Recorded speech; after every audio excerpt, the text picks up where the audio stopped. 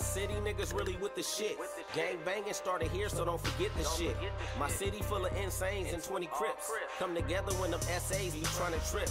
All you see are summer niggas with white tees. This what you resort to when you lose your hoop dreams. See your homies getting fast money, you won't in. Posted up on them blocks with niggas ducking cops. Green, white, or the lean, you trying to get it in. And we ain't trying to take a loss, we gotta get that win. And I'm just speaking what I know, been there before. Niggas get to robbing niggas when they sacks low. Them late nights you hear them bangs ring. A nigga dead on the floor but still take his chain. My niggas hungry like a pack of wolves, gotta eat. This how it is when you running through the city streets of Long Beach. This how it is when you running through them city streets. Niggas gotta eat, no sleep. Money all that's on a nigga mind, on the grind every single day of the week. This how it is when you running through them city streets. Niggas gotta eat, no sleep.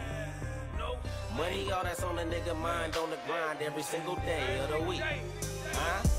I was 16 on the triple P. Nigga turned 26 on the triple P. Shit, I turned 36 on the triple P. And I ain't changing shit, that's the routine. Turned 9 zones into the 16.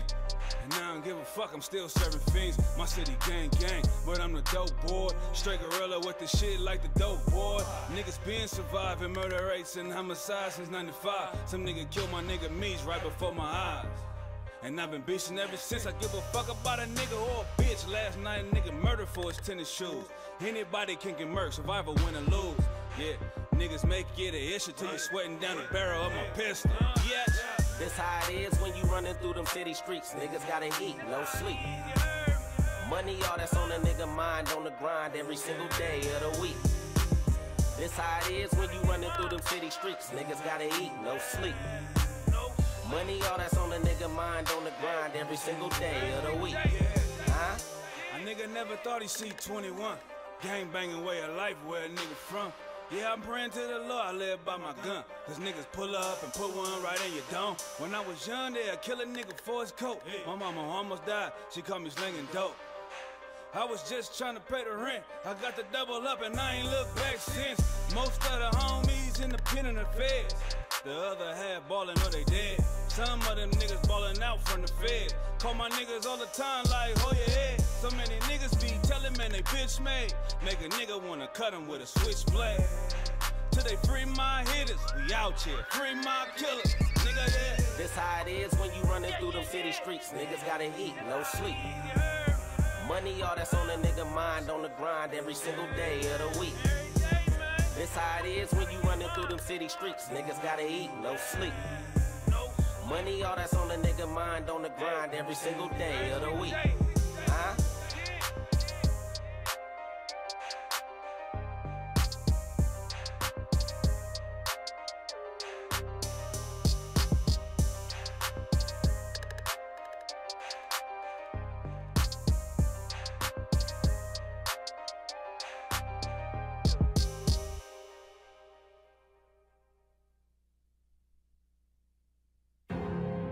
And I know what you see in me.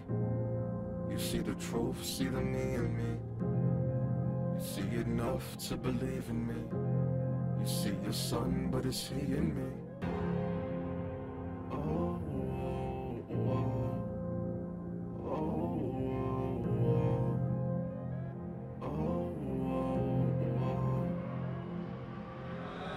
As I travel this road of life with the road in light, where the slang is engraved with a slavery language, in the streets of babe with the pain of slave ships. Still I submit to it, falling stiff to it. How can I never get it fit to it? I see heaven at the end, I'm trying to get to it. Scared to get lost and I admit to it, so I stick to it. This routine, me and my constituents got it down back so we can live through it. With no love, no heart, not a glimpse of it. Rules come with the religion, hold it intimate. Thinking we live life, but we hinder it. It's ironic the way that we cling to it. Hold the fountain of youth, but never sit from it. Lifestyles of the young and the ignorant. Insolent.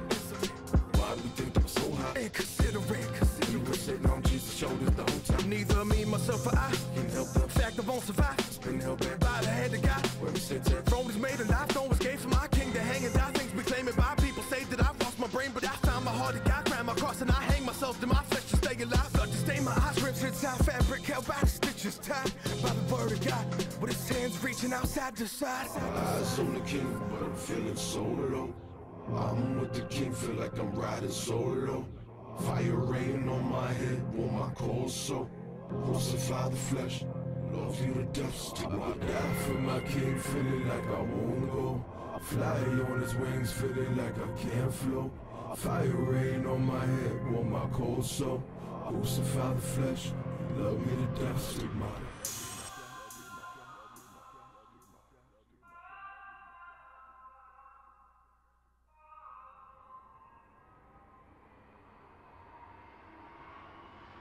Stigmata. Stigmata. Stigmata.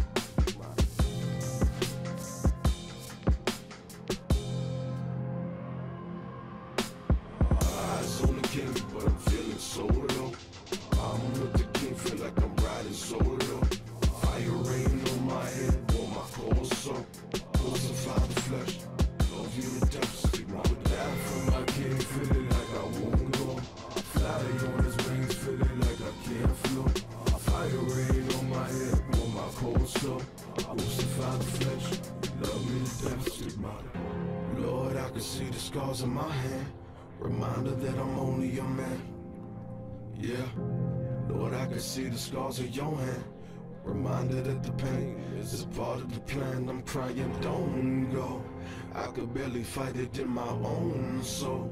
At times I wanna climb into my old robes, embrace the evil ways that I've been known for, what you atone for. And I know what you see in me. You see the truth, see the me in me. You see enough to believe in me. You see your son, but it's he in me. It's he in me. It's he in me.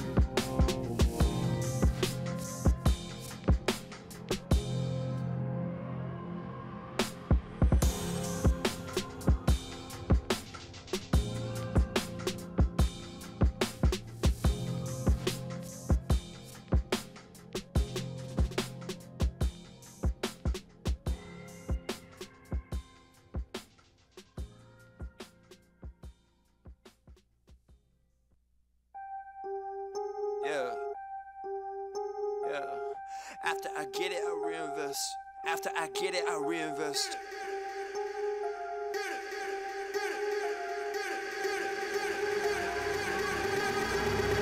People wanna talk that talk in reality. You have not seen me in action. You think the come up comes overnight. You ain't behind the scenes. Trust me, these things don't just happen. No shade to Gerald, but G's don't come easy when you tryna eat out producing and rapping. I read that contract you sent me to sign, but excuse me, I can't help myself, I'm just laughing. Hey, you tryna cut out a piece of my pie, and I asked you politely, what's it that you offer me? Yeah, I produce all my own beats, and I have no intention of losing my publisher. Yeah, independent individual, boy, I've been eating off passive residuals. Yeah, let's be professional. Thanks for your time.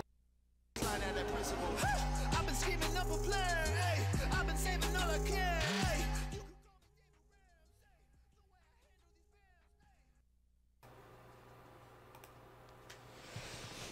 All right, everybody, what's going on, man? And welcome to the stream. Let me make sure I got my camera on. Hold on. Let me make sure I got the camera on here. Broadcast settings. Because I don't see my camera. How's everybody doing? Welcome to the live stream.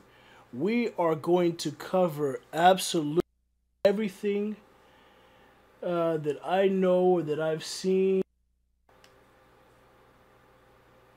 for the Division 2. Oh, this is tight.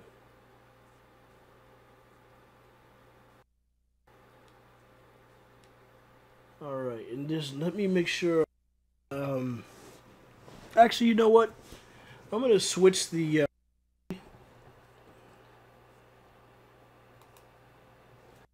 we go, man. We're going to go old school, you guys. That way I don't block up any of the screen. So, what we're going to be doing today, I got to get control of this, man. Hold on. Boom. Let me pause this real quick. Alright, guys. So, what we're going to do is I've got a collection of almost all of the updates that I could find on Division 2. I put them into a playlist on the channel, so you can actually go back and check them whenever you want to. But it is called, let me move the microphone just a second. It's going to be called Division 2 Updates in my live stream. I have a playlist in there. Okay? So, You guys can go in, check it out anytime you want to. I'm just definitely going to go over it today. I'll be interested to hear your comments, any questions, concerns you have. And, you know, let's see if we can get a good overview and understanding of exactly what's happening with the Division 2, when it's coming out. Rogue, man, the new Rogue system is really, really insane. So let's go ahead and get into it. Let's check out this video, and then we've got a couple more we're going to watch. So we'll be doing this for the whole live stream. Let's go ahead and get it.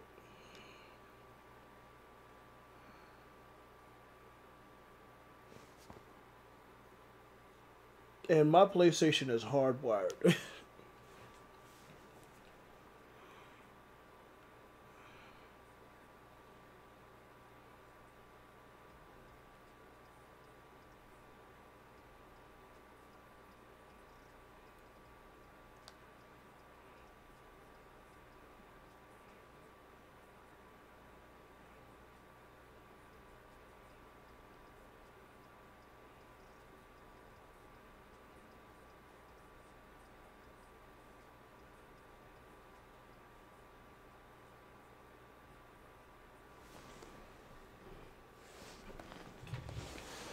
Uh-oh.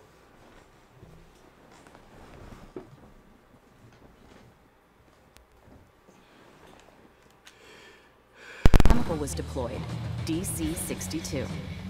The results were devastating. DC-62 proved to be just as lethal and left a path of desolation across concentrated areas of the city. Dark Zone. The Division's intense mix of PvP and PvE is returning. The Dark Zone is a unique environment filled with rewards, where anything can happen and no one can be trusted.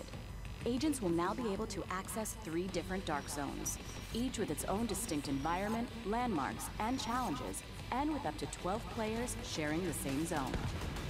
So that's 3 different Dark Zones host a wide variety of environments and gameplay, providing players with a renewed experience and different challenges every time they play. The walled-off Dark Zones have remained untouched by scavengers, leaving these areas filled with high-level equipment. But some of these items are toxic and will need to be extracted before they can be used. Agents can obtain equipment by clearing landmarks, taking down enemy factions, or securing supply drops, but also by embracing new ways to play as they turn against other agents. This is classified as going rogue. Going rogue, baby. Rogue agents can now lockpick supply crates, steal other agents' contaminated gear before extraction, and hack SHD terminals to obtain valuable resources. But some still prefer a more radical approach, at the risk of becoming a target of their own. There are now 3 different rogue statuses that present players with a variety of ways to combat other agents in the Dark Zones, whenever they choose. Dark Zones are an experience where players need to balance risk. Yeah, I hate that there's only 12 players in the DZ, man. They are normalized environments where all players have the chance to succeed. Automated turrets guard the entry points and protect newcomers from predatory rogue agents and enemies. So there's no more spawn camping. The freedom to engage in their very own play style without being overpowered by veteran agents. While Dark Zones remain an accessible challenge, Occupied Dark Zones, our most brutal version of the Dark Zone, will also be available at launch. With no rules to keep anyone safe, that's where I'm gonna be. This will be a true contest for survival of the fittest. Conflict, our organized PvP experience for the Division 2, will also be available at launch. Conflict modes pitch a team of 4 SHD agents against a team of 4 rogue agents across domination and skirmish game modes in 3 new maps located outside of the main story. These modes feature their own progression system, granting rewards that players can bring back in the main open world of the Division 2. Wow. In domination, teams battle for control of 3 capture zones. Stay in the zone with your team, or perform special actions to keep scoring and deny the zone to the opposing team, using your skills and agent toolbox wisely. In skirmish, each team aims at reducing the opposing team reinforcement to 0. This mode supports intense and highly tactical engagements where communication is the key to victory when aiming for the top of the leaderboard. The Division 2's Conflict and Dark Zones experience will continue to evolve as part of our commitment to post-launch, and players can look forward to new areas and new modes in the coming months. You will decide how you will want to achieve your mission, as a team or standing alone. Agents, welcome to the Division 2. Wow.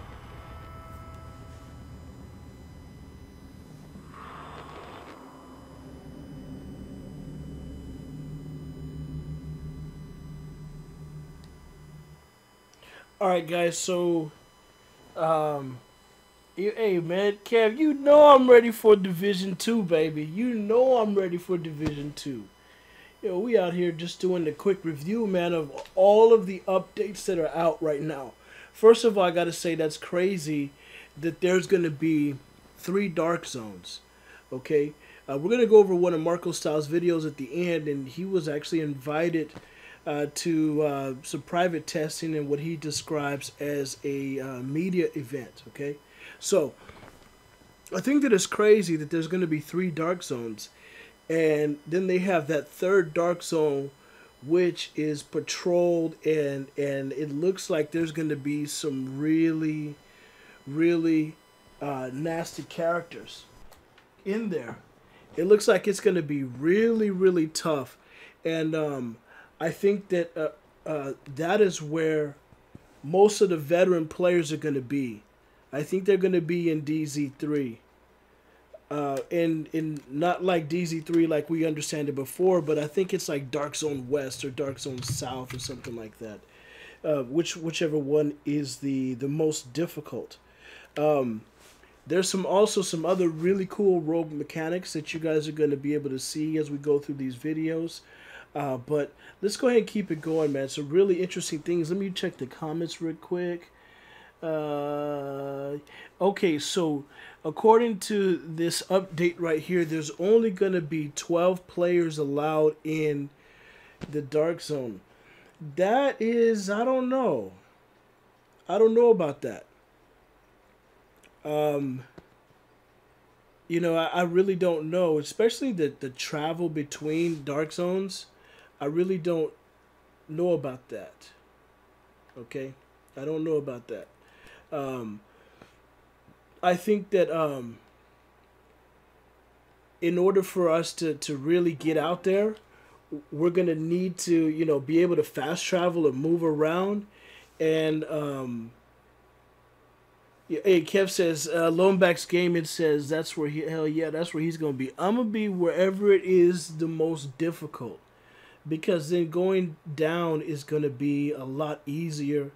And it's going to be, like, whenever the Dark Zones were updated, I always went to DZ6 or DZ9 first, because I don't want to know what it's like at the lower levels. I just want to be at the top, and then once I go down, all that's, you know, easy work. So let's go ahead and get into the next video. We got a couple to go through. But yeah, I'm really excited about this, man. What I don't like, I've seen some PvP. It seems like it's the same, but I don't know. Tons of loot.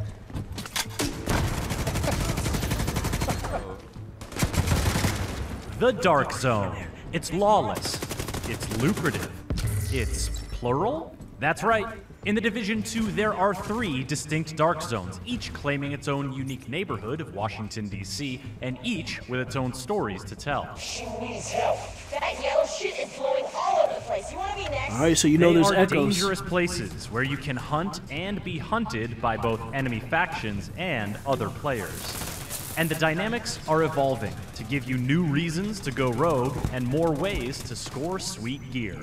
Initiating rogue protocol. But the Dark Zones aren't the only multiplayer option we checked out. We also went a few rounds with the new organized PvP modes. Here's what we learned. Crime pays. Wow. There's a new way to go rogue for fun and profit in the Dark Zone. Become a thief. Break into a locked chest or steal the entire contents of a DZ drop, and you'll earn more loot than you normally would. You'll also be marked rogue and become vulnerable to attack from your fellow agents. Watch out, there's one coming for you. But your thievery will reveal a hidden signal. Follow it by completing more rogue actions, and you can eventually unlock a secret entrance to the Thieves' Den. Whoa. In the Thieves' Den, you'll have access to a special vendor with valuable wares, and you'll have your rogue status cleaned and cleared. Wow. Clean loot. Wow. Dark Zone extractions are a tempting target for players looking to go rogue and rob their fellow agents. So securing your contaminated loot is always a bit risky. However, in the Division 2, some of the loot you find in the Dark Zone that's where you're will be gonna see clean. me. That means you can equip it whenever you like, and you can't lose it if you die, so your DZ runs will be that much more lucrative. So there's contaminated and uncontaminated gear in the Dark Zone. Normalization. If a player with powerful gear rolls up on a player with weak gear, the results could be messy. Oh, get stuck. That's where normalization comes in. In the Division 2, most Dark Zones will be normalized, which means all gear and weapon stats are brought within a narrow range, so no one totally outclasses anyone else. While you can still take your prey down quickly with a clever ambush, you now have a better chance to react, survive, and decide whether you want to retreat or push the engagement. They're flanking right. Flanking right.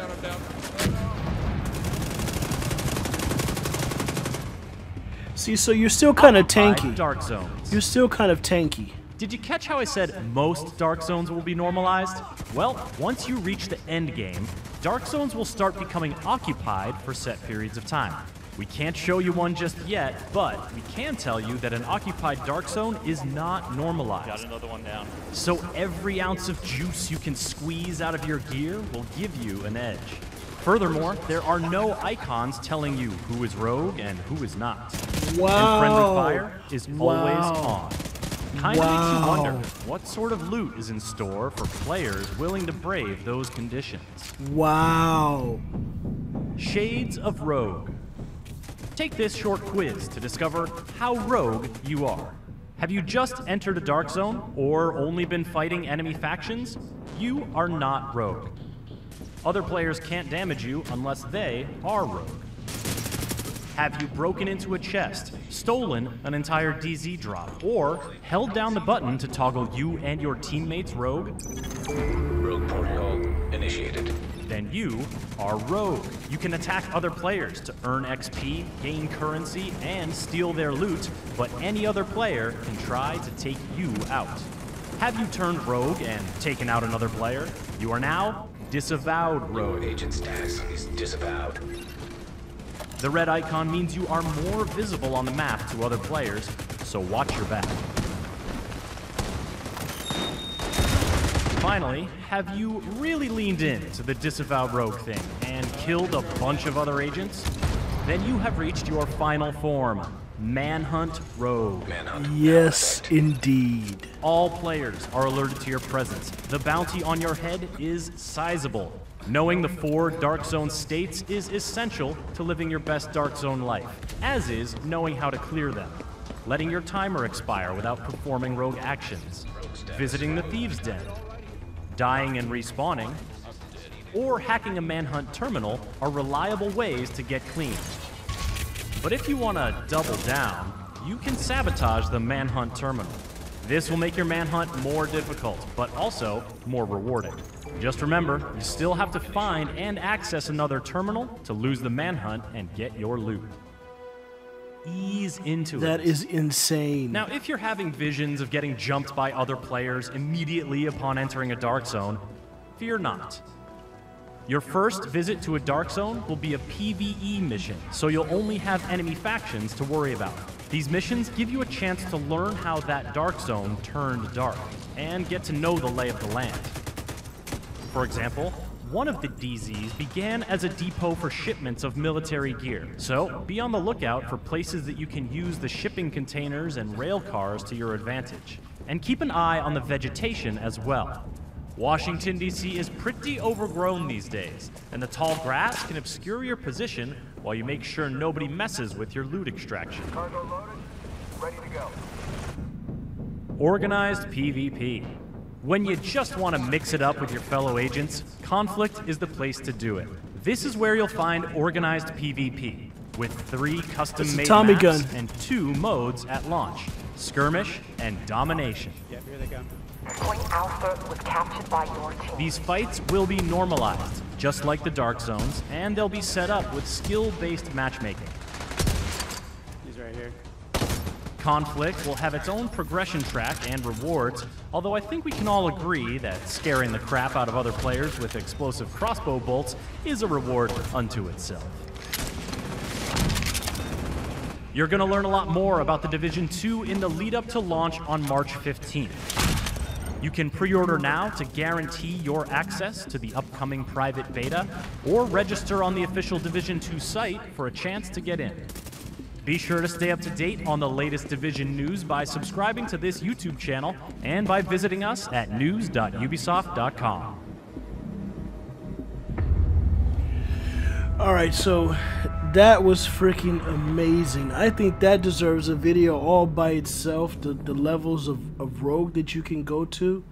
That is insane. I know I'm going to be in the unnormalized Dark Zone. That's where I'm going to live. I'll probably go to the other ones, but I'm going to be in that unnormalized. Please, stop it!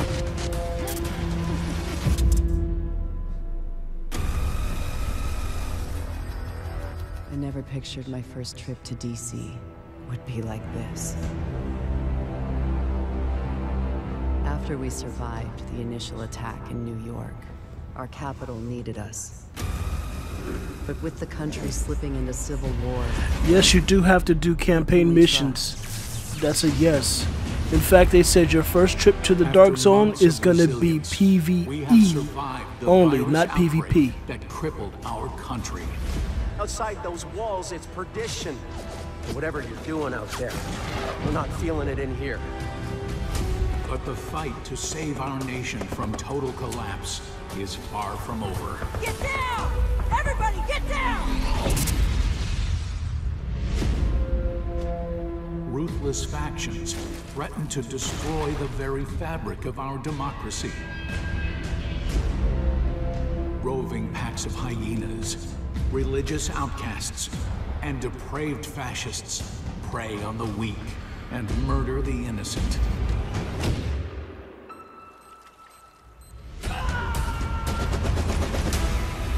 For Division agents still struggling to hold this country together, it's time we kick our enemies out of their castles. We will not compromise. We will never surrender. This is our defining moment. Our chance to take back our country. Our chance to shape history.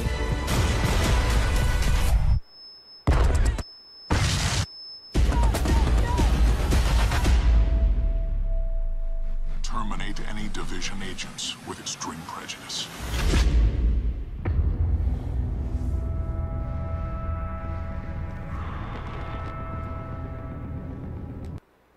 Okay, so I don't know if that shot there at the end was of the new Hunters. I don't know if that was supposed to be a teaser, but that was very interesting. Alright, so you guys, what I'm really getting out of this is that there is a lot more. I hope we get masked. We get masked. I really do.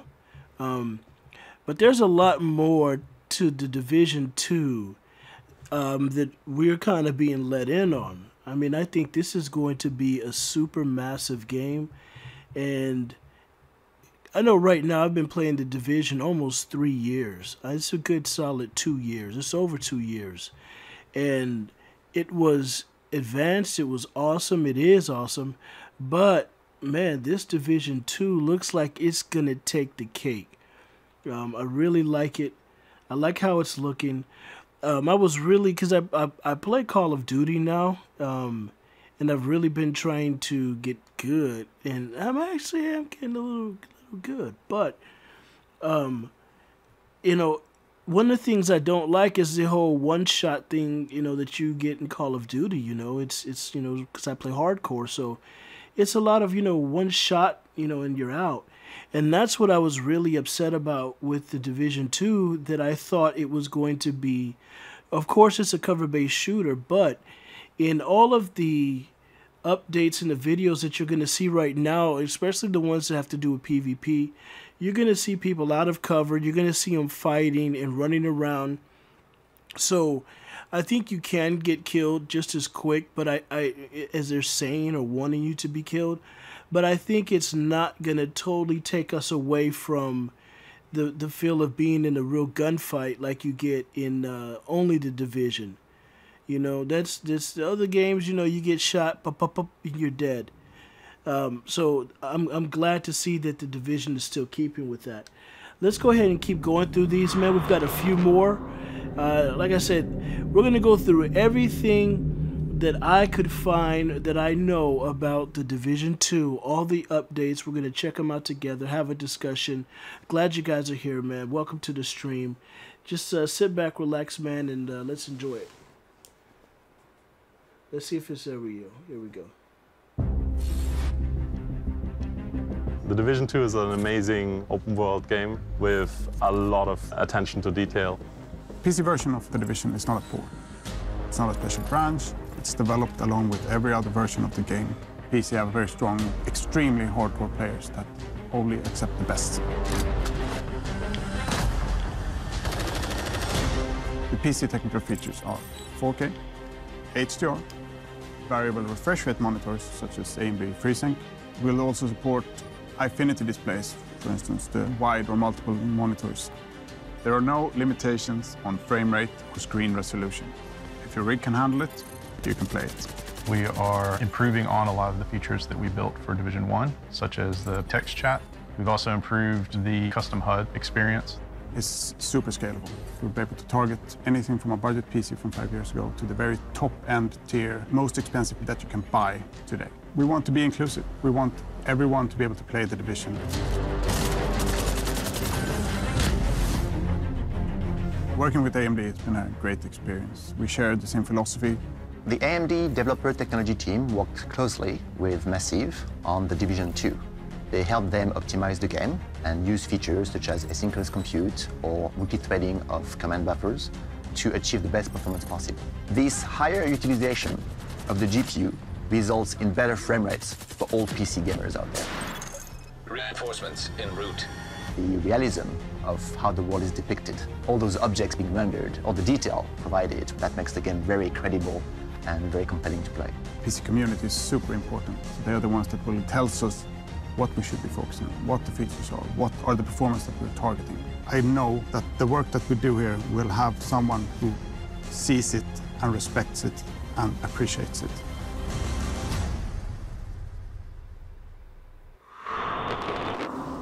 So it looks like that was done out of concern, because there is definitely a distinction between PC and console. I know now, in order for me to stream in really high quality, I had to go out and purchase a really high-powered PC. And in turn, I take my PlayStation and I actually route my PlayStation live stream through my PC, and then I live stream from my PC.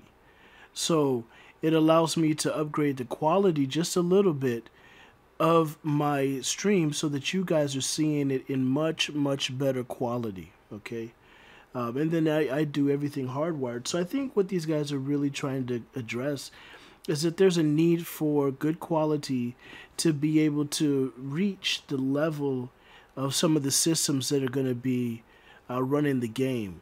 I don't think that there's a huge push between the PlayStation and the PlayStation 4, PlayStation 4 and the PlayStation Pro. I don't think there's a huge, I mean, there you can see it, but it's like you got to sit there and look at it. It's not like the difference between looking at Tecmo Bowl and Madden. You know, it's like looking at Madden, 2K, and then the next season. It's so, but I think that from console to PC there is a huge jump, like I said. So I think that that's what they're trying to address, and to let PC players know that they're going to be able to get the quality that they've been paying for. All right. Let's keep going. Let's go through a couple more of these videos, you guys. A lot of really exciting stuff. I'm really excited about the Dark Zone. I just really am. And I think that there's a huge storyline behind it, and I think that's going to be really pushed. I think that's going to be a real integral part, important part. It seems that after a long, Alright, here are the Marco style wait, updates, I'm finally you guys. allowed to talk about the Division 2. For those that sort of missed the whole situation, last month I was invited to Massive Studios to play and record some Division 2 PvP. But as usual with these kind of events, everybody that participates is required to sign an NDA, and then he will not be able to share anything that he recorded until the embargo date, which in this case is today. Before we get into everything though, I think it would be best to clear up some confusion about this whole event, because a lot of people seem to think that this was some event to test out the game and gather feedback, and lots of people got upset that so many YouTubers were invited that didn't even cover the first game that much. So how would their feedback be worth more than some of the potential feedback that a hardcore player could give, YouTuber or not? But it wasn't that kind of event to test out the game. Sure, the developers are probably interested in the initial reception of the game, but all in all, it was a media capture event, which basically means that Ubisoft invited people with a YouTube or with another platform that would be able to promote their game. And that would be the #1 purpose of this whole thing, to record the game and then promote it through YouTubers or other platform. That doesn't mean that they're not testing the game, of course, because as most of you also know, there have been some closed alphas between now and then, and there they have actually properly tested the game and gathered feedback and all that stuff. But this very media capture event that I was invited to, it was just for capturing the game and then promoting it. It mostly comes down to having an audience, of course, knowing the right people at Ubisoft, and mostly having a positive attitude towards the game. That's it. As to what it is that we actually did there, we played the game for about 2.5 hours. We played 1 hour of the Dark Zone, where our characters were level 10. Then 1 hour of Dark Zone with our characters being level 30, and also having the signature weapons unlocked. And then 20 minutes of skirmish PvP and 20 minutes of domination, which is also a PvP game mode. Although, with my play session in particular, the skirmish game mode had some technical difficulties, which prevented me from playing it all together. But looking at the other guys that were there and looking at their footage, skirmish is basically identical to how it was in the Division 1. You're 4v4 and you just gotta try to kill the opponents. Everything that you're seeing here is played and also captured on the Xbox One X. I heard some people got to play on PC. I'm not sure if that's the case. I didn't see any PC setups prepared, but in a nutshell, that's what everybody did here. Everybody played 1 hour of Dark Zone, then another hour of Dark Zone with their characters being level 30, and then both of the game modes. That's it. There's also some strong guidelines in place for what I can still show you. For example, I am not allowed to show you a full zoom out of the map, because there might be some stuff on the map that the Ubisoft PR team doesn't want to reveal yet. But for those that just want to know, I can confirm that the map that we're seeing in the trailer is exactly the same one. It's exactly the same size as in the build that I played, so you can expect that to be in the final game. And also, I'm not allowed to show you any menus, because a lot of that stuff is still subject to change. So, you know, they don't want to show anything and then not promise it. So that's why. But I'm still allowed to, of course, show you pretty much everything else. But that yeah, was a really cool pulse if you guys and picked that up. mods, we'll talk about all of that in tomorrow's video, because there's actually so much to cover about everything that I can't cram it into one video. I decided to just separate it in different topics. And today's topic is going to be Did you just see them shooting with a shotgun with the shield? Before we begin, I should also mention that the build you're seeing here is of course not final. It's alpha. Most of the talents and icons that you see on screen are placeholders. A lot of talents don't even work yet. The game has very significant drops below 30 FPS and a good amount of screen tearing as well. You might be able to see some missing textures here and there. There's a lot of stuff going on visually that's still a work in progress, but all of that stuff is kind of expected. We're playing an alpha. It's a very early build, so Right now, I wouldn't say it's anything to worry about. But yeah, with all of that out of the way, what did we learn from this event? Well, a lot. Really. Too much to cover in one video, as I already said. So we're starting with the Dark Zone, and right off the bat we have something new, because instead of just having one bigger Dark Zone, like we had it in the Division 1, we now have 3 smaller Dark Zones spread across the map. We have one at the east side, one at the south side, and then also one all the way west. We played the ones east and then the south one. We didn't get to see the west one, so I don't have any footage of that. Now, obviously, these 3 separate Dark Zones, they aren't going to be as big as the single one that we have in the Division 1. And while it is difficult to get an exact size, if I had to guess, I'd probably say that the playable areas of, you know, these separate Dark Zones are comparable to something like DZO1, DZO2, and DZO3 combined. Everybody's going to be shielding shotguns, DZO8 you know. and DZO9 combined. It's somewhere among those sizes, but it's really difficult to be exact. Now, to compensate for the smaller Dark Zone size, they did also lower the total player count that we can have on any one instance of the Dark Zone. In the Division, it was 24. In the Division 2, it's going to be 12. So that's 3 teams of 4 players. But solo players and group players are still mixed, so it doesn't have to be 3 teams exactly. And while at first sight this might seem like a step back, I actually do think that this is a good thing. In fact, I've already tweeted about this for a very long time, even before I knew much about the Division 2. Because in the Division 1, you know, 24 players is just too much when you put it into an environment like the Dark Zone. There's just no way somebody's going to take on 20 players as a group. It doesn't matter how good you are, especially not with the Rogue 2.0 mechanics. I think of it this way. Yes, the Dark I do it all the time, baby. Down, but the density is still the same. You will not have those situations where 20 players will just clump up and wait for one person to go rogue. At the same time, with the smaller zones, you also take away the endless running from north to south or south to north when rogues run out of medkits.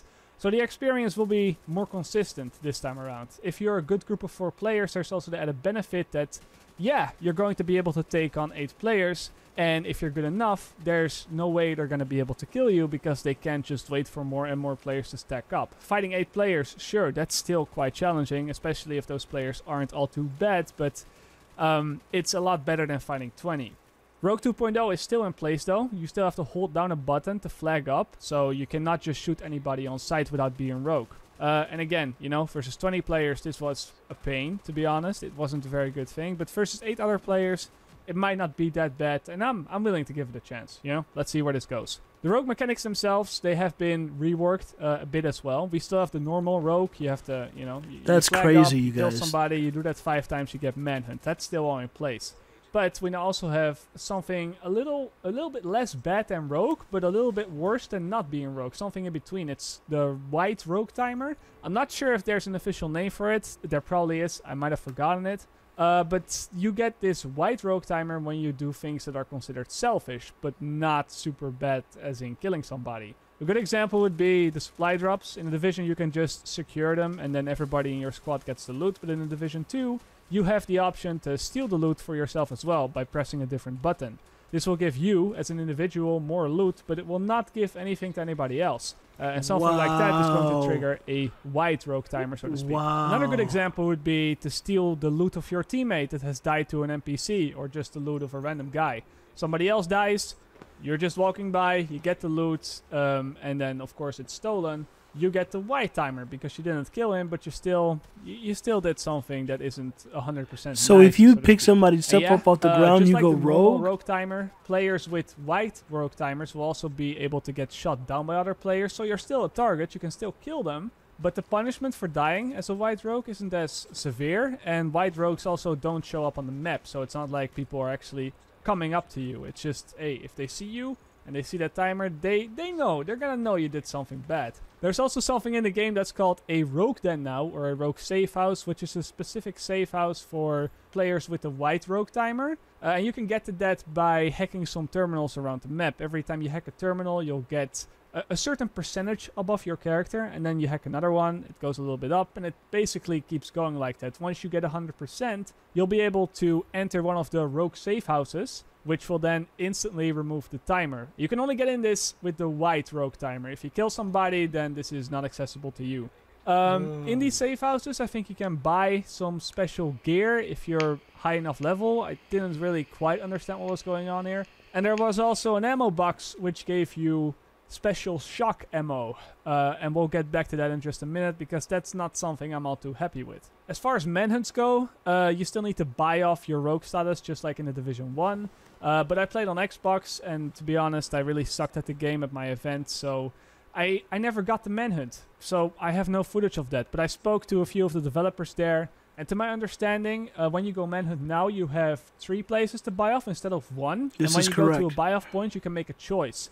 Either you buy it off and your manhunt level is gone, or you go for the high risk move and disable that station, which at that point will leave you with 2 more buy off points. But then if you manage to buy off at any of the remaining buy off points, you get a lot of increased rewards. So you can do this up until you only have 1 buy off point left, at which point you'll get the most loot. But it's also the most risky one because just like in the Division 1, you can expect a lot of players to camp there to try and kill you as you arrive. That's what I'm going to do. Good evolution of the rogue mechanics. There is a little more gray. There are a little more mechanics to That's it. what we're used to Being anyway. manhunt is a little more fair because you now have choices of where you want to buy off. So yeah, I'm pretty positive about most of the things. Now something that's also new, and this is actually quite shocking to me, which is a pun, as you'll soon see. What's also new are the turrets that guard every checkpoint now. No more spawn camping. I'm not joking. Let it sink in. No Every more Dark Zone spawn checkpoint is now camping. guarded by a number of turrets that pretty much kill you in 1 or 2 bullets and also shock you so that once you go on the floor you cannot crawl away when you're downed for a good amount of time. It of course only targets rogue agents, and when I asked the developers why they implemented this, the response was to stop players from camping the checkpoints, but I guess you figured that out already yourself. Now this is something that I'm just not too happy with. When players die in the Division, they have 3 different places to spawn from now. And when they spawn there, you can also fast travel to another checkpoint if you want to still take another approach. If there are rogues in the Dark Zone, you can see them before stepping through the checkpoint as well. So if the players die, then go to the checkpoint closest to the rogues, then see the rogues waiting in front of the checkpoint, and then still make the decision to step through the door and then die, well, that's kind of their own fault, isn't it?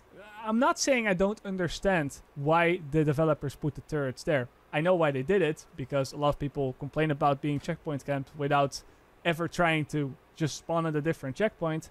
But I think that this is definitely a step too far. As far as I'm concerned, I think the turrets at the checkpoint argument has always been sort of a meme more than anything else. It's the typical thing you see a new player write down on Reddit who just died a few times because his build was shit and he was shit at the game. I really have no idea how this actually made it into the game as a I don't know if I feature. like It's this too surprising. much, you guys. But yeah, let's keep it at that. We'll I talk don't about really this know if in I the like future a turrets little at the bit more. checkpoints, What's also you know? just as surprising, or just as shocking, is the shock ammo available in the rogue safe houses that I mentioned earlier. You get in the safe house by completing the hacking things, the hacking terminals as a white rogue player, and then you go into the safe house, and then you can load your weapon with shock ammo. And this will instantly shock NPCs and other players on impact for 3 seconds long. The shock is basically as long as a shock grenade without having shock resistance in the Division 1. And since none of the skills or none of the buffs in the game, in the build that I played at least, provided any sort of immunity buff or any way to prevent this other than the shield,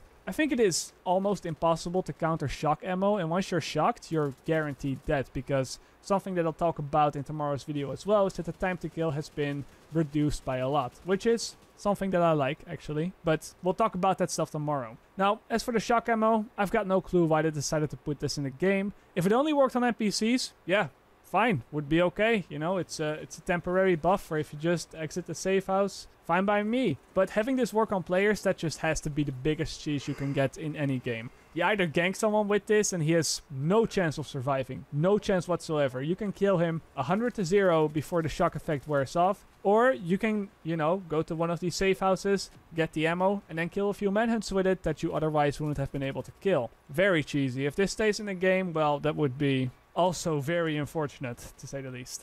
The Dark Zones themselves also have some sort of normalization to the gear in place now. It works pretty much the same as the normalization in Last This is Stand what we or went Skirmish over Division 1, in the where second video, stats I that think, you the have on your gear normalization and the in the talent Dark choices, Zones. they still matter, but the roles themselves, they're always the same values. They're the same. The developers are really trying to push a more fair, a more even playing field within the Dark Zone with the normalization, but the developers are aware that not everybody is going to be a fan of this. especially not the hardcore audience. So if you're a part of the hardcore audience, listen up, because this video is about to get a little bit better. Since we have 3 different dark zones in the Division 2, the developers decided to make one of those 3 dark zones extra dangerous. Which dark zone it is, that always differs a bit. You know, on Monday it could be the East dark zone that's more dangerous. On Wednesday it could be the South dark zone.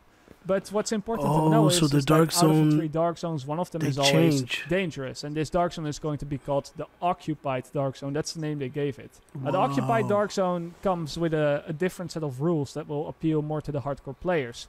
For one, all the turrets, the shock turrets and the checkpoints that I talked about, they're disabled there. Second up, gear normalization will also be disabled, so any god rolls that you might have are actually worth something. And then rule number 3, friendly fire is also disabled, so we pretty much go back to the old days of the Division 1 Dark Zone at launch, with all the good and the bad that comes with it. They didn't mention anything about the shock ammo in the Occupied Dark Zones though.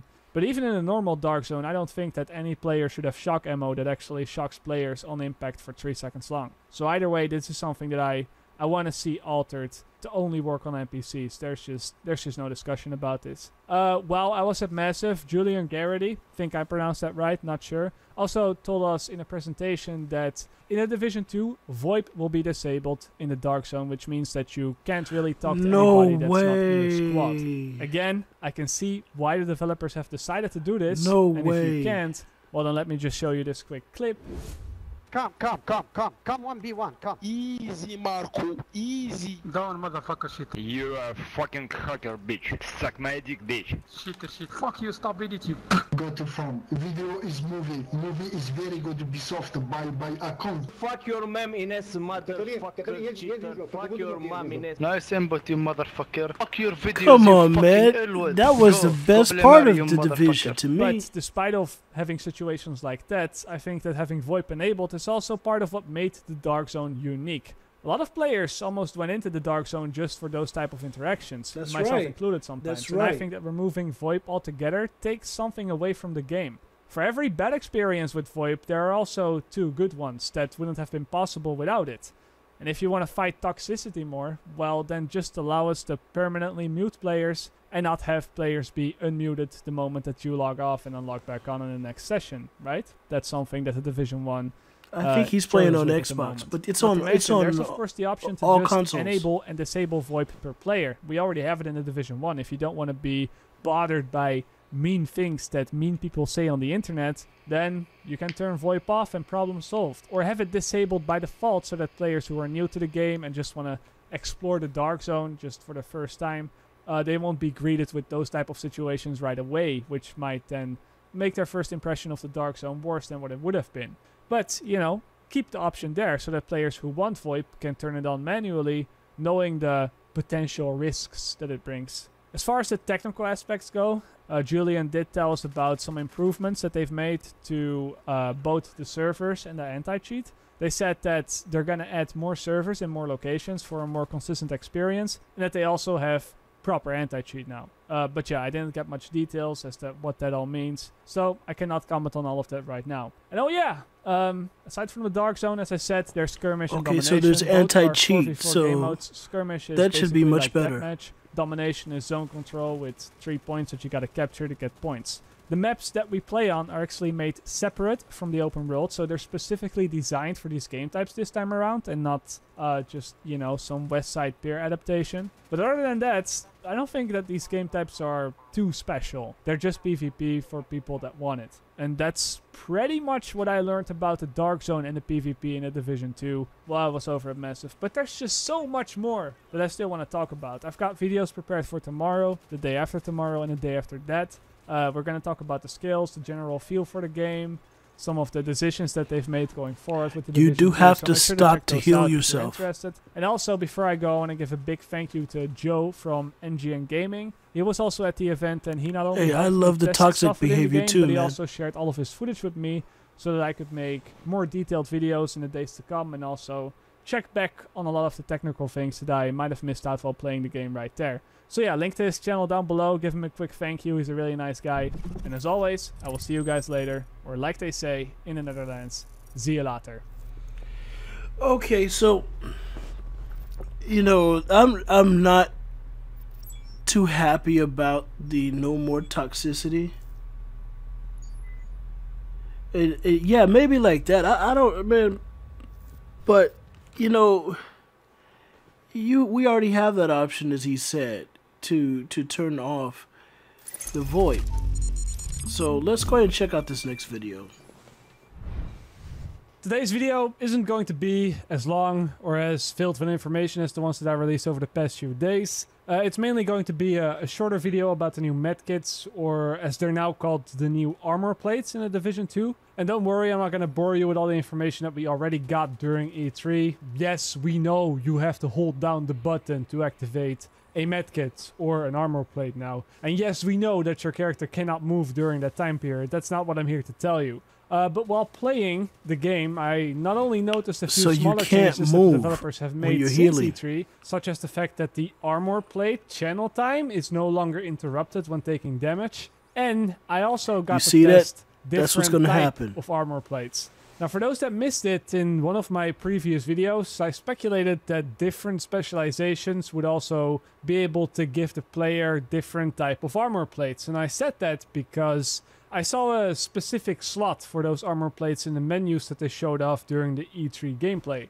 which is something that, of course, only makes sense if you're actually able to select something from that. Now, the menus in the build that I played, they were different, so I didn't actually get to see this, but it turned out that I was right about having different medkits for different specializations. So, while playing, I actually had access to 4 different type of armor plates, each with their own effects, which I'm not really sure what all the effects are yet, but I'll go over what I know so far. Now, the first armor plate is, of course, the default one. We've all seen this already. You hold down the button, and upon completing the channel time, you heal up to your maximum HP. You'll be using this armor plate kit, or whatever you want to call it, all the way from level 1 to level 30. Then, once you reach level 30, you can choose a specialization, and with each specialization, you'll get a different type of armor plate.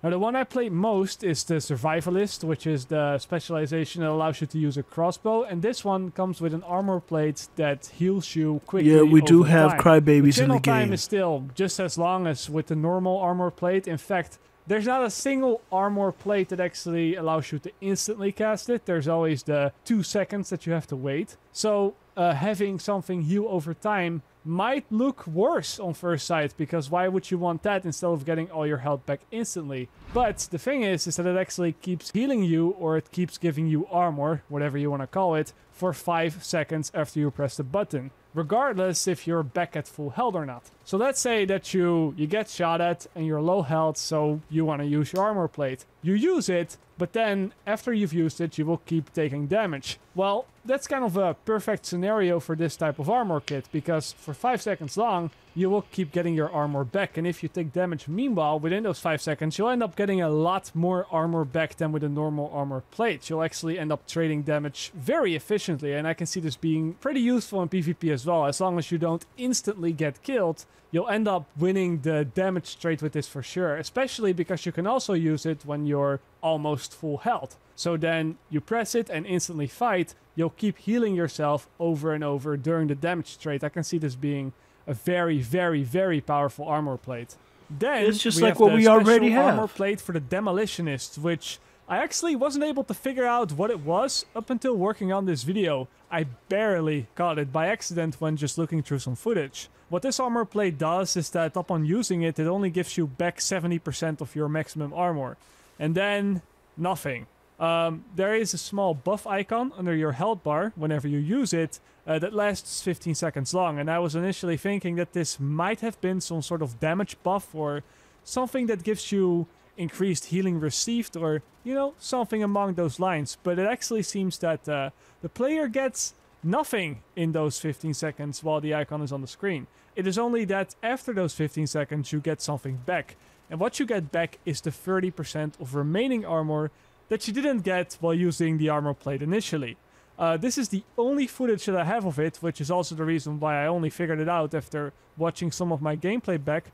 But if you slow it down, you can see that I barely get 30% of my armor back, because the armor plate that I activated 15 seconds ago, that timer has just expired. It's actually not from the armor plate that I'm currently using. The benefit of this would obviously be that you could use your armor plate, perhaps when your armor isn't drained out completely, or you could use an armor plate and then repair the rest with a repairing skill, such as, I don't know, the Mender Seeker Mine healing mod or something.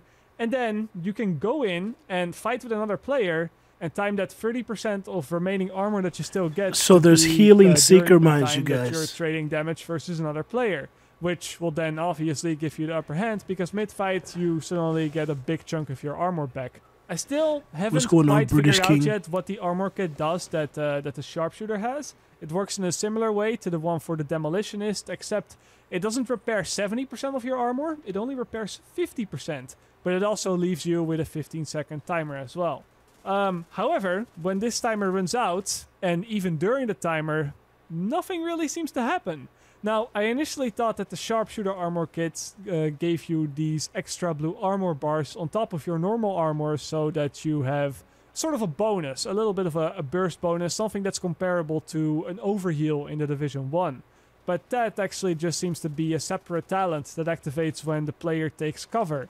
And I've also looked at damage numbers before and after the armor plate, but they're also the same, so I'm not too sure what's going on. I have a suspicion though, and this is based on absolutely nothing but my wild guess, but I think that it's possible that when you activate this armor plate and then the armor plate gets destroyed before the 15-second timer runs out, that you can see under your health bar, then in that case you get the remaining 50% of your armor back. That's something that I could see work for this game as well.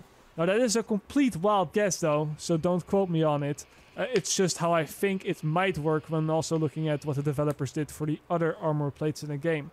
I was told though at the event that we shouldn't take what we see in this build 100% for granted, because many of the talents in this build are still a work in progress. You'll see a lot of icons on the screen sometimes that maybe aren't quite finished yet, or maybe that don't really do anything. So it is possible that in the final game, or even already in the beta, that these things, they have been altered a little bit. I just want to show this off to you already, because I want to let you all know that yes, we will indeed have different type of armor plates with different specializations in the Division 2. Something that I also wanted to talk about when it comes down to the armor kits is something that I mentioned at the start of the video, which is that players are no longer interrupted in any way if they take damage while channeling that armor plate. And I think this is especially good for solo players, both inside and outside of the Dark Zone. If you're at range and you're playing by yourself and you have some cover to hide behind, but you know that the enemy is coming up to you, you can now just go around the corner and hold the medkit button down, and, of course there's a risk that you will die because he comes around the corner and shoots you down. But on the other end, the channel time is only 2 seconds long, so if he comes around the corner, maybe he lands 2 or 3 bullets, but you still get the channel off in time because it's not interrupted by bullets anymore, then suddenly you'll end up back with full armor and you can start shooting right back at them, which then allows you to turn the fight if your aim happens to be better than the aim of the other guy. In a lot of cases, I still died, but, played on console, not too good on console. I think we talked about this in about every video now, what's the point of having stop mentioning it. My gameplay is shit. Default shield. I think that it's like the health, also really, find or interesting armor. is that in the dedicated PvP modes, in Skirmish and Domination, Like players we had will start enemy off armor with damage only because we actually 2 had armor in. plates, We as have opposed armor to the now in 5 Division medkits 1. that we have in the Division 1. And if you die and respawn, you will only get 1 armor plate. And this actually What's has up, quite a big Unorthodox impact Rebel? on the gameplay, because if you manage to deal some damage to an enemy from far away, that's going to be lasting damage, because armor doesn't just magically heal up. And, they could use their armor plate to repair that. But in a lot of cases, that's their only armor plate that they're going to have. And then from that moment on, they're not going to be able to heal themselves anymore. Sure, armor still regenerates out of combat, and it's not too difficult to go out of combat in Skirmish and Domination. And when you're out of combat, it instantly regenerates. It's way faster than it is in the Division 1. But as long as you're in combat, and as long as you're fighting other players, or at least as long as other players are close to you, the armor bar doesn't passively regenerate at all. So unless you've got some healing skills or armor repairing skills, any damage is going to be lasting damage. And that's really something interesting, because we haven't really had something like that in the Division 1. This is going to change combat in quite a big way. Now, it's really hard to say whether I like all of this or not. As I mentioned previously in one of my first videos, I wasn't able to play Skirmish myself due to some technical issues over at Massive, and I only played one round of Domination, so that is far, far too little playtime to give any sort of opinion on anything. I think it would be good. So you to see, he was maybe moving get around. some He armor was plates fighting here and out of there cover. from enemies that you kill as some sort of reward, because if there's no way to get them back, that's kind of harsh, and you're really gonna have to rely on healing skills. But it's impossible to say whether that would be a good thing or not without playing more games of it. Also, it seems obvious to me, but I think some people might have missed it, so I wanted to cover it quickly anyway, and that's the segments of the armor bars above everybody's health bar. It's easy to miss, but each of those little blocks, those little white blocks, represents a certain amount of armor. Not sure what the exact value is, something that might also change in the final game. But this works in the same way as in MOBA games, where if somebody gets tankier and tankier, you will also see the amount of bars or segments increase on his health or armor bar as well. Here, for example, my level 10 character has only 8 armor bars, but then my level 30 character has 25. So yes, in a Division 2, you will actually be able to see how tanky someone is just by looking at their health bar before even shooting at them in PvP. And this is something good. It's something that I suggested a long time ago, even for the Division 1 as well, because it was really hard to see how much health someone had exactly. And honestly, I think it's just a great addition to the game. And I think that pretty much covers everything I know about the new armor system. That's all I have for this video. I told you it was going to be sort of a shorter one. And that's going to be the last video that I have planned for, for the things that I wanted to share from my play session over at Massive Studios. I've pretty much shared everything that I wanted to share, gotten everything off my chest that I wanted to get off my chest. So until we learn something new, you can consider my channel to be on vacation again. But I guess with the beta coming up and with the game's release coming closer, you're not going to have to wait months again before I upload something else. So yeah, I want to thank everybody for watching all these videos. I hope you enjoyed them. I hope you found them helpful. And as always, I will see you guys later, or like they say in the Netherlands, zie je later. Okay, so that was a lot of information right there. A lot of information. Well, I think what we're learning here by what we're seeing is that the rogue system in the Division 2 is not that far off from Division 1. But there are additions, and those are quite different. You could say, like, you're going to have to do rogue actions. I think the main thing from that is it makes going rogue more beneficial. Because you see a lot of people in the Dark Zone now that don't want to go rogue. They want to sit around and wait for other people to go rogue. I'm really interested to see how the 12-man situation is going to work. I know I got squads. We can walk into a Dark Zone. It could be 100 people in there. We killing everybody. Killing everybody. Maybe you got a squad like that. But I know it's very possible for me to go into a Dark Zone. If you've seen some of my videos, and I'll be like Manhunt 5, and I'll have the whole freaking server chasing me, and that's with 24 people in there. So with 12 people, I think it's going to make it harder. I don't know. I think it's going to balance itself out, meaning it's going to be just like fighting 24 people with the 12, because it's going to be smaller. So everybody's going to be like in a smaller fish pond, But, they're going to be closer together. So I think it's going to balance itself out. What I don't like, though, is if there's only you and 5 people in the server, which happens a lot. Anybody that plays a Division knows that. If there's only you and 5 people in the server, it's hard as hell to find anybody. If you want a PvP. But if you've now got you and one other person, or you and only 2 people in the server, I mean, he said, will there be cosplay? If you've got you and only 2 or 3 other people in the server, man, you probably ain't never go see anybody. And people can just leave and go to other Dark Zones. I don't know. But I think that the thing about the Dark Zone now is that it forces people to be in there. And I don't know how they can be more, what's the word I'm looking for? How they can, you know, want to kind of put more kitty gloves on the Dark Zone, if that's the best way to say it. I mean, right now it's already separated into world tiers. Already in world tiers. And then, you know, the Dark Zone is separated into gear scores. So I think something like that kind of already exists. What I do think, though, is that they may be doing something that they're not telling us, and that is putting everybody back in the Dark Zone together. I think they may be trying to sneak that in on us. I hope so. I hope we don't get into the main game and then there's still the world tier system.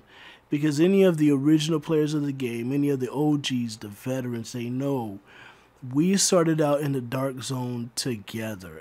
Everybody. If you were level 1, you were level, 30. You got new gear score. I mean, you still got your purple gear. And then you going up against someone that's, rocking, fully, then what we would call fully optimized or maxed out min-max build. I mean, it was rough coming up in the old DZ, how we had to do it being vets. So I think maybe they might be trying to do that again. I hope so. But we'll definitely find out in about 2 or 3 weeks. Y'all didn't know that, but it's in about 2 or 3 weeks.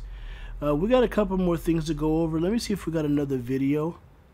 And then we're going to get into some of the other things that we're going to cover. Logic can't begin to explain what we're dealing with here.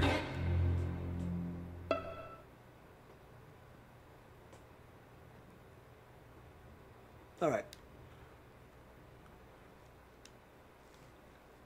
All right, so good. We finished with that. So now, what I wanted to cover, just to make sure that you guys are aware of this, okay?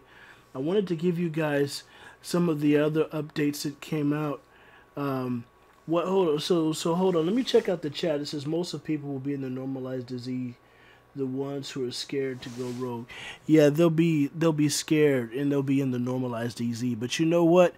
If they're in the normalized DZ, that means that's going to be the hunting ground, Trying to think of it both ways. But let's go ahead and take a look at this right now, you guys. What I wanted to show you is how to make sure that you're actually ready. And this is where you want to come into for the Tom Clancy Division Ubisoft page. And then you want to go down, scroll all the way down to the bottom, down, right here. And then you want to go over here to make sure you sign up for the beta. Okay, that's if you've pre-ordered. Even if you pre-ordered, you got your code. You want to make sure that you're coming over here to the Division homepage and then clicking sign up for the beta. All right. Once you get in here, what it does tell you is that you can sign up for a chance to play the beta, and that's even without purchasing. Okay, I'm gonna show you guys some other cool stuff too, but that's even without purchasing. But everyone that does have the game pre-ordered is supposed to be able to gain access to the beta, assuming that you have your code. And it would behoove you, if you have a code, to go ahead and register it now, just in case. Because once it gets close, it's going to be a runaway, okay? But this is where you're going to come sign up for a chance to play the beta or register, and you can check your status. I would have to log in and all that stuff, but I have already registered for the beta. Release date March 15th. The last thing that I'm going to show you guys in the stream right here is just an FYI. This is something that I found on the Ubisoft page for the Division 2, okay? I actually found this, so I wanted to share this with you guys, okay? It says that there's a Mountain Dew app game fuel promotion. And in a nutshell, you guys, what they're saying is that you should be able to go to some of these special events wherever they're selling the game fuel for Mountain Dew, and it's specifically at Walmart locations, and you're supposed to be able to get yourself into the beta, and this is without purchase. Okay, this is without purchase. It says codes will be distributed by Walmart when consumers purchase any Mountain Dew app game fuel product. I actually went to a couple Walmarts to look for that to see if I could find it, and I wasn't able to find it just yet. So I don't know if it's well, you'll see that it's only at select stores, and the release date, I just haven't been able to find it anywhere, in any grocery stores or corner stores, none of them. All right. So it says, let me start over. Codes will be distributed by Walmart.com when consumers purchase any Mountain Dew app game fuel product. Codes will be distributed via email to the first 10,000 pre-orders done on Walmart.com on or before the start of the private beta. An additional 40,000 codes will be distributed at select in-store sampling events within Walmart Supercenter stores across the United States. So they're making that really clear, all right? If you guys catch that, that's 10,000 right there, and there's 40,000. So that's an additional 50,000 people that are going to be trying to get their hands on the beta, and I'm assuming it will go, all right? But the last part right there, I think, is critical to make sure that you don't screw up like I did and just go to Walmart, which is what I did, okay? It says, I'm going to read it again, an additional 40,000 codes will be distributed at select in-store sampling events. So that's like the tents or the little stands that they have set up, okay, guys? Within Walmart Supercenter stores across the United States, okay? So now it says how to redeem. This is exactly like what I just showed you. You know, on the website, log into your Ubisoft account. You need to confirm you sign in your correct email, select your platform that you're going to be using, and then redeem your code, and you'll be set. So that's if you do go inside of a Walmart, you do find one of these Mountain Dew Amp Game Fuel sampling events, and then you register, you get your hands on a code. You're going to still need to do the same thing that everybody else is doing that's purchased the game and using their purchase codes that they're getting to gain access to the beta. This is how you're going to do it if you get access to the super secret, top secret, classified Mountain Dew game promotion for the Division 2. Okay, guys? I think, yeah, that's it. That is all I have for you guys today. I just wanted to take some time to go through all of the updates that I have. I'll put a link to the playlist in the description below once we finish, so that you can go back and reference all the individual videos for yourself. This is still their material. There's still their product. Just wanted to have a live stream with all of my subscribers here to give them a chance for us to sit here, talk about it, and to get an idea of what people are thinking. There's a lot of things I saw that I liked. I liked the 3 different rogue styles. I liked the 3 different DZs. I actually like that because I think that that's going to make people move around a lot. I think that's going to have an interesting effect on the game. I like the looting system. I like that if somebody drops their stuff and you pick it up, you go rogue. I actually like that because as a hardcore player, sometimes you find it difficult to go rogue. And I could see somebody kind of playing that to their advantage, okay? So if somebody dies to an NPC and then I'm standing there and they're coming back, I can wait till they get right up on me, and then right when they get where I want them to be, pick up their stuff, go rogue, and then start shooting them. That to me, that's a whole lot easier, standing there, taking my hand off, holding down the freaking D-pad, and then the guy watching me lean back and smack my chest, and at that point I'm already getting bullets slammed in me. And I think that, you know, this could be a little trick that's played, and I think it could work well. I don't really like the gun turrets at the checkpoints. Don't really, excuse me. I don't really like that. Cause I like to spawn camp. That's what I like to do. But that being said, there are some really good things, some really bad things. But I think the good outweigh the bad. I think I really like the game. Hold on, guys. Let me take a sip of water. I'm so sorry.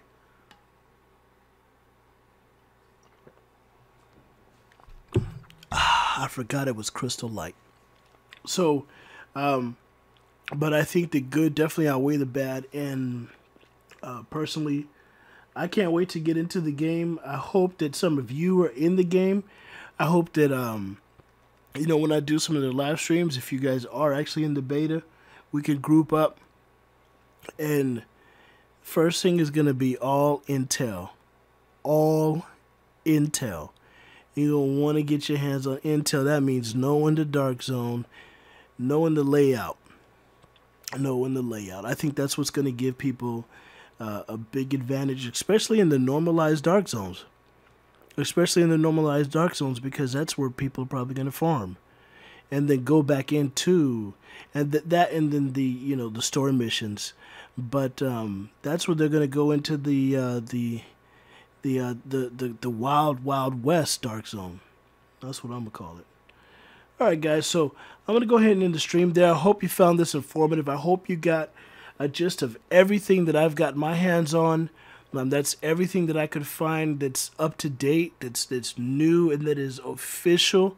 That's not like, hey guys, I'm speculating on this. Most of the footage was directly from the developers themselves. All right.